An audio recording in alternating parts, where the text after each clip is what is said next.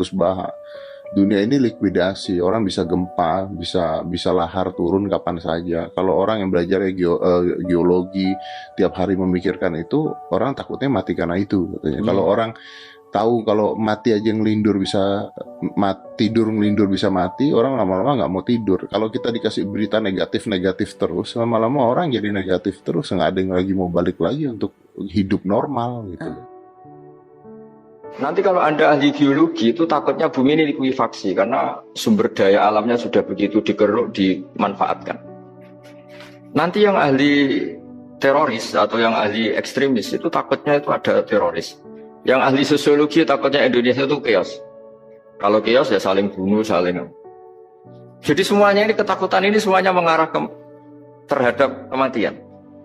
Kecelakaan lalu lintas ya menjadikan orang mati, likuifaksi kayak kemarin di Sulawesi ya, iya, gunung meletus, gempa, tsunami.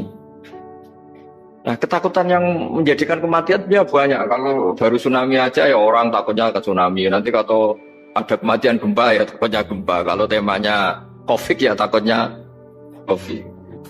Jadi kalau kamu ingat mati itu jangan terus loyo, terus nunggu takdir mati itu enggak, malah disuruh semangat.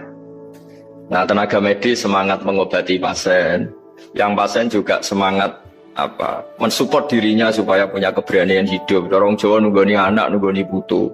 Kalau saya sebagai kiai ya nunggoni santri, nunggoni umat.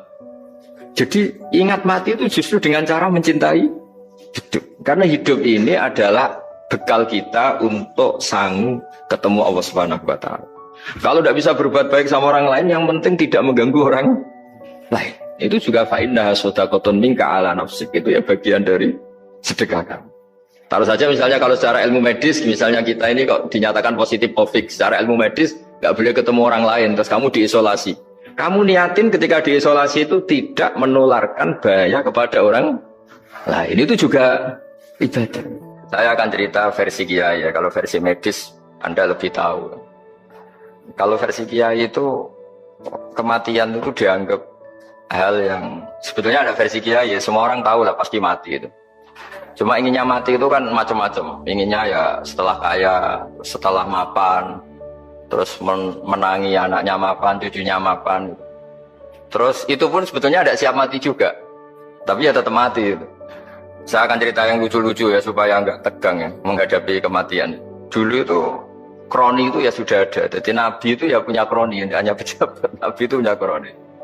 Nabi Sulaiman itu bisa terbang. Ya mulai dulu manfaatkan angin. Jadi angin itu mulai dulu memang luar biasa. Dimanfaatkan orang sekarang mulai tenaga angin, pakai rem angin. Mulai dulu angin itu luar biasa. Nah itu teman dekatnya Nabi Sulaiman tuh ya agak sopan tuh bilang gini. Itu Pak Nabi itu kalau nanti ada malaikat Israel saya pinjam anginnya supaya tidak bisa ngejar saya. Jadi mulai dulu tidak hanya pejabat, Nabi pun ya punya teman yang agak-agak gimana. Suatu saat malaikat Israel disuruh nyabut orang, misalnya namanya siapa lah. Nanti saya sebut ada yang tepaan sama nanti tersinggung, misalnya siapa gitu. Yang jelas namanya ada Agus dan Bambang karena bahasa Arab. Orang ini cabut di India. Nabi Sulaiman kira-kira ya di Palestina kira-kira. Si orang ini ternyata di dekat Nabi Sulaiman. Nah karena Nabi itu kan orang hebat lah, sehingga malaikat ya kadang silaturahim ke para nabi. Israel sendiri ya kadang-kadang silaturahim ke para nabi. Silaturahim yang paling nggak disukai ya silaturahimnya malaikat Israel. Datang ke Nabi Sulaiman, sebenarnya niatnya silaturahim. Ternyata ketemu orang itu, kaget malaikat. Waduh ini gimana ini?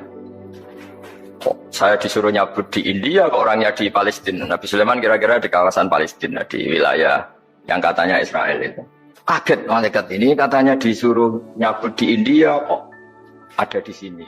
Nah si kroni ini, si orang yang itu melihat malaikat Israel, entah kenapa kok dia bisa melihat itu. Mungkin punya kekuatan tertentu karena dekat Nabi. Kaget dia.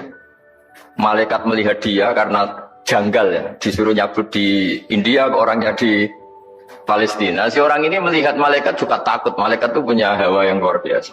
Akhirnya bilang ke Nabi Sulaiman, Ya Nabi Allah, tolong pinjemin saya angin untuk saat ini juga saya bisa terbang ke India. Dipinjemin sama Nabi Sulaiman. Akhirnya orang itu sampai ke India. Terus malaikat senyum, seneng dia.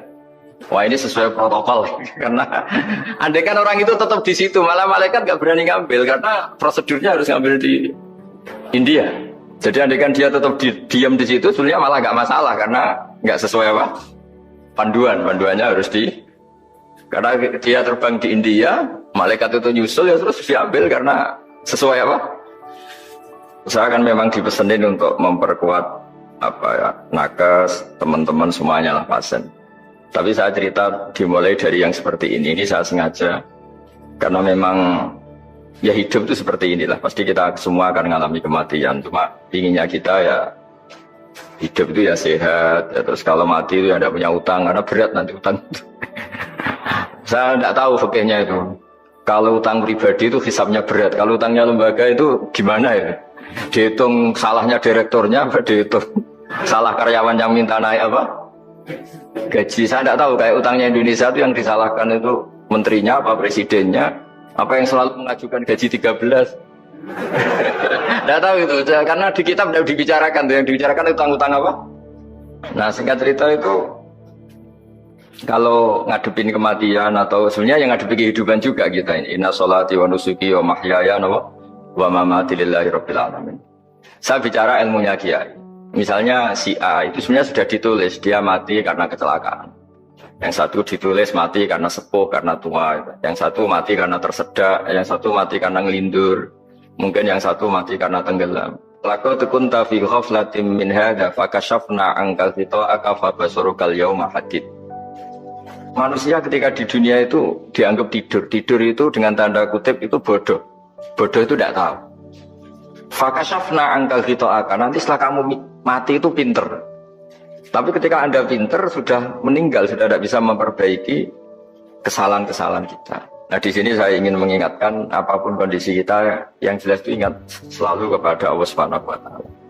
Caranya ingat gimana? Kata Nabi, kamu bayangkan musibah yang lebih ekstrim, kamu akan tahu yang kamu alami itu ahwanu wa aisar. Yang kamu alami itu ringan sekali. Ringan seringan-ringannya. Saya beri contoh ya, kalau Anda belajar misalnya orang ahli meteor, ahli apalah, ahli perbintangan. Ketakutannya pasti benda langit ini jatuh kemudian menimpa bumi. Nah, ketakutan yang menjadikan kematian dia banyak. Kalau baru tsunami aja ya orang takutnya ke tsunami. Nanti kalau ada kematian gempa ya takutnya gempa. Kalau temanya Covid ya takutnya Covid. Terus kalau ada tetangga mati karena ngelindur ya baru gue nak turu hati-hati nggak nak mati ngelindur. Ya masalahnya kan kita nggak tahunya itu. Ya tadi takutnya Covid ternyata catatannya itu mati kecelakaan. Takutnya kecelakaan ternyata matinya itu ngelindur. Kan kita tidak pernah tahu. Dari tidak pernah tahu itu kemudian agama datang dengan anjuran sudahlah kamu tawakal bahwa semua urusan kamu di tangan Allah Subhanahu wa taala. Inna sholati wa nusuki wa mahyaya wa mamati lillahi rabbil alamin la syarikalah. Yes, ibadah kita, sholat kita, hidup kita, mati kita semua di tangan Allah Subhanahu wa taala. Sehingga dengan berpikir begini ini melihat Covid itu ya kayak melihat potensi kematian yang lain, kayak karena gempa, likuifaksi, kecelakaan, karena ngelindur, karena macam-macam. Kenapa saya membuat atau menyarankan ya supaya orang berpikir demikian, supaya bersyukur bahwa kita ini dihimpit, di sekelilingi penyebab kematian tadi. Kalau kita ahli meteorologi mungkin takutnya itu asteroid jatuh, terus kemudian meteor jatuh yang nggak habis digesek oleh sistem alam, terus macam-macam. Yang ahli gempa juga takutnya gempa, yang ahli tsunami takutnya tsunami, yang ahli sosial takutnya Indonesia chaos, kemudian saling apa? Bunuh, saling apa dan sebagainya dan sebagainya. Nah dengan keadaan seperti ini kita ini baik sekali. Bukan sekedar baik sekali. Kita tidak mengalami chaos sosial, kita tidak mengalami likuifaksi, kita tidak mengalami benturan benda langit di bumi kita. Karena itu sekali terjadi, bukan 1-2 lagi, tapi habis seluruh Indonesia, mungkin seluruh dunia. Nah di sini cara Allah membuat kita selalu bersyukur bahwa hal-hal itu tidak terjadi. Jadi ada sebuah ayat yang Allah selalu mengingatkan Aamintum man fis sama ayakhsifa bikumul ardo fa idza hiya tamur. Kamu mbok ya sekali-kali berpikir, bumi ini justru potensinya itu likuifaksi, potensinya itu hancur karena di bawah itu ada magma, ada minyak, ada macam-macam. Ini kan di bawah ini kan ngerongkong cara Jawa itu karena diambilin terus. Piro-piro diambil yang ini ya ono masih bisa dipakai. Belum sistem bumi sendiri, wafil arti kita mutajawirat, bumi sendiri itu berubah lempengan-lempengan. Setiap saat itu potensinya geser, sekali geser ya jadi gempa. Terus belum benda langit yang potensinya juga jatuh, sekali jatuh ya habis. Jadi yang kita ini dikepung sekian potensi yang bisa menghancurkan kita.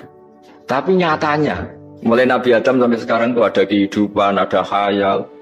Sing Joko yang kepengen payu rabi, mungkin sing wis payu rabi yang mbah kepengen mbah roh, macam-macam lah. Tapi yang jelas itu wong dikepung kematian kok ya khayalnya masih tinggi gitu. Tapi ini saya cerita supaya orang Indonesia itu ngerti lah bahwa yang ngepung kita itu tidak hanya COVID. Ta'addadatil asbab wal mautu wahidu. Sebab kematian bisa macam-macam, tapi kesimpulannya tetap saja namanya mati. Islam itu mengajarkan aksiru min dzikri hadhimil ladzat. Kamu harus banyak ingat mati. Tapi uniknya Islam itu menyuruh ingat mati itu disuruh justru semangat hidup. Karena kita butuh bekal itu. Jadi kalau kamu ingat mati itu jangan terus loyo, terus nunggu takdir mati itu enggak, malah disuruh semangat. Nah, tenaga medis semangat mengobati pasien.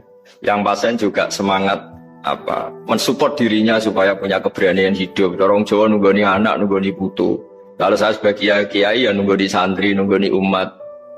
Jadi ingat mati itu justru dengan cara mencintai hidup. Karena hidup ini adalah bekal kita untuk sanggup ketemu Allah Subhanahu wa taala.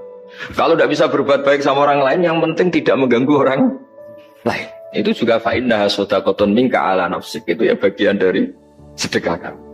Taruh saja misalnya kalau secara ilmu medis, misalnya kita ini kok dinyatakan positif COVID, secara ilmu medis nggak boleh ketemu orang lain, terus kamu diisolasi. Kamu niatin ketika diisolasi itu tidak menularkan bahaya kepada orang lain. Itu juga ibadah. Jadi ibadah itu gampang sekali, mudah sekali. Karena agama ini yuridu wa bikumul yusra wa la yuridu bikumul usra. Agama ini mudah bukan sulit.